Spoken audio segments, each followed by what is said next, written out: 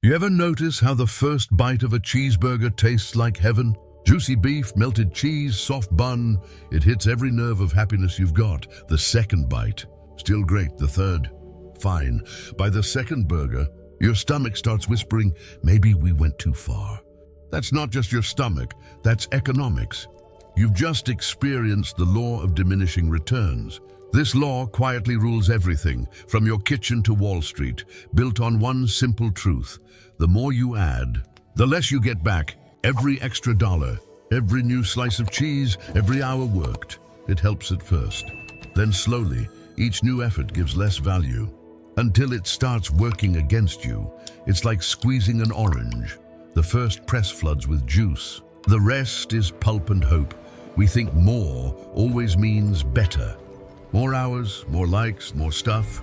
But there's always a point where more stops working.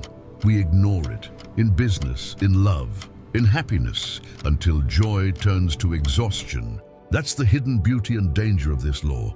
It doesn't just explain crops and factories. It explains us. The moment more stops. Helping, what you felt with that burger has a name. The law of diminishing returns. It says when you keep adding more of something while everything else stays constant, the benefit of each new addition shrinks. The first push helps a lot. The second helps less. The third barely moves the needle. The fourth might hurt. Picture a farmer in Kansas. First bag of fertilizer, great. Second, better. Fifth, the soil burns, crops die, and money's wasted. That's diminishing returns. The invisible point where effort turns against you. Same in your job, your diet, your workouts, your relationships. Hire one barista. Smooth. Hire 8 behind one counter. Chaos. Add more people, get less done. Economists noticed this centuries ago. Output rises, then flattens, then falls. The curve of success bends. That's the moment more stops being better. You feel it studying all night. When words blur and focus fades, you feel it at the gym. When one more rep becomes injury, you feel it on Netflix, 6 episodes deep, wondering what year it is. We rarely see the curve in real time. We only notice after the crash, when too much caffeine becomes panic, too much work becomes burnout, too much growth becomes chaos. Our brains love the first reward and chase it endlessly, but everything, nature, energy, attention runs on balance, push too far, and the system pushes back. Progress isn't about adding endlessly, and it's about knowing when to stop. Why this law rules the economy and your life. This isn't just a classroom theory, it rules your paycheck, your business, your time, and your peace. Imagine a small factory in Ohio. One worker makes chairs. Add another, production doubles by the 10th. The floor's packed, sawdust everywhere, output drops. That's diminishing returns. Too many cooks in one cave. Every company hits this wall. Add more employees, departments, and meetings. Innovation slows, energy shifts from creating to coordinating. Bureaucracy replaces brilliance. Even nations hit this curve. Early investments in roads and schools boost growth. But later, each new dollar produces smaller gains. You can print more money, but you can't print meaning. America's productivity boomed in the 1950s. And today, despite better tech, progress feels slower. We hit the curve. Working harder, not smarter. The same law runs your personal life. Work more hours, earn more. Push past balance, lose health, focus, relationships. You make money but feel less alive. That's not weakness, that's human capacity. Even pleasure obeys it. First car and freedom. Third car, your parking stress. First scroll, ship of fun. 10th scroll, fatigue, love too. A little attention nourishes it, too much suffocates it. The law doesn't scream, it whispers, it makes you think you're fine, until you're not. Economies collapse, employees quit, happiness declines, not from lack but from excess. The smartest people aren't the ones who push forever, they're the ones who know when to stop. Because when more stops helping, it starts hurting. When more feels like progress, but isn't, even when the curve flattens, we keep pushing, because modern life worships more. Work more, get promoted, buy more, feel complete, earn more, be happy, but deep down, you know each new reward brings less joy than before. And it's not your fault. It's culture. Since childhood, we've been told success means expansion, bigger houses, longer resume, higher titles. But even the sky has oxygen limits. In 1957, the average U.S. home was 983 square feet. Today, it's 2,500. Yet happiness hasn't risen since the 1970s. We built bigger houses, not better lives. Kahneman and Deaton found that after about $75,000 a year, income no longer raises happiness. Once security's met, more wealth feeds comparison, not contentment. Pleasure fades, craving stays. It's dopamine adaptation, the brain's version of diminishing returns. And the more you feed it, the less it rewards you. One like on social media feels great. 1,000, you barely notice. The baseline keeps rising. Satisfaction keeps shrinking. Our economy depends on this cycle. If people stopped chasing more, consumer spending would fall. So we're told that contentment is dangerous. We stay restless, scrolling, buying, working, mistaking motion for progress. But motion isn't progress. You can run in circles and still call it hustle. We confuse activity with achievement. The Stoics knew better. He who is content with little possesses everything. True improvement has a peak, a balance point where happiness and efficiency meet. We forgot that. We chase followers over fulfillment, profit over purpose. And every time we push past balance, the curve dips, bringing burnout, anxiety, and emptiness. You're not broken. You're just bumping into the curve. The moment you realize it, you start asking better questions.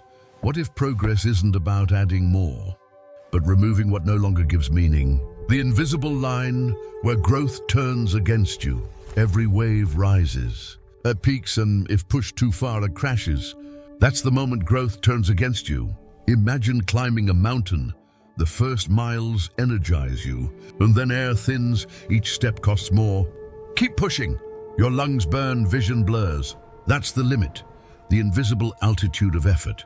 It's the same in life. The extra hour, the extra project, the extra chase, all start taking more than they give. And you say, why isn't this working anymore? That's your curve whispering, you've passed the sweet spot. That sweet spot, the golden middle, is where effort multiplies results without draining you. It's the balance every farmer, athlete, and artist searches for. But it's hard to see because success blinds us to saturation. We keep adding because it worked before, until it doesn't. History is full of this lesson. The Soviet Union produced mountains of useless goods, chasing quotas instead of value. Tech giants expanded endlessly until users felt overwhelmed. And even athletes know, one rep too many breaks the body. Discipline isn't endless pushing, it's knowing when to pause. The Stoics called it temperance, the Buddhists, the middle way, economists, equilibrium. Different names, same wisdom. The curve isn't a wall, it's a compass. It shows you where to protect balance, where to refine instead of expand. The mountain doesn't reward endless climbing. It rewards those who rest before the storm. Diminishing returns of effort, pleasure, and stuff. This law isn't just in spreadsheets, it's in your routine. Effort, the first hours of work. Focused and sharp, by the 12th. You're running on fumes, you're not grinding. You're grinding yourself down. Discipline isn't doing more, it's doing right. Pleasure, first coffee. Joy, 5th, your heart palpitations. First Netflix episode, bliss. 8th, seized brain fog. Pleasure fades when overfed. That's hedonic adaptation. Stuff, first paycheck, thrill. And 10th, day habit, first car, freedom. 3rd, just headache. Each new thing adds complexity, maintenance, attention, cost. You don't own your possessions. They start owning you. Relationships, love thrives on space. Give too much, and it turns to control. Even kindness loses meaning when overdone. And balance keeps affection alive. Once you see these patterns, you stop chasing quantity and start cherishing quality. The best days aren't when you do the most, they're when you do enough. Even data agrees. Stanford studies show working over 55 hours a week adds zero productivity beyond 40. Past that point, you're chasing ghosts. The goal isn't to stop growing, it's to grow wisely, to rest, to appreciate, to see enough not as weakness but as wisdom. Tribe, we've come full circle from that perfect first bite to the last heavy one. The same joy that once lifted you can start weighing you down. That's not failure. That's nature reminding you every feast needs an ending. The goal was never endless consumption. It was enough. The law of diminishing returns isn't a punishment. It's a compass. It teaches where to stop. Every empire that fell, every company that crumbled, ignored this truth. They kept expanding when they should have refined. They mistook motion for progress. But the wise know growth is seasonal. And a tree blooms, bears fruit, then rests. Life follows the same rhythm. Knowing when to stop isn't quitting, it's mastery. Because the moment you stop chasing more, you start seeing what you already have. Sunlight, laughter, stillness. You begin measuring life not by totals, but by balance. True progress isn't how much we produce, it's how peacefully we live. Not how high the flame burns, but how long its warmth lasts. The art of living isn't endless addition, and it's intentional subtraction, knowing what to keep and when to let go. When the curve flattens and you feel the whisper of enough, smile. That's all for today. Subscribe for more wisdom. Gurucha vanish now.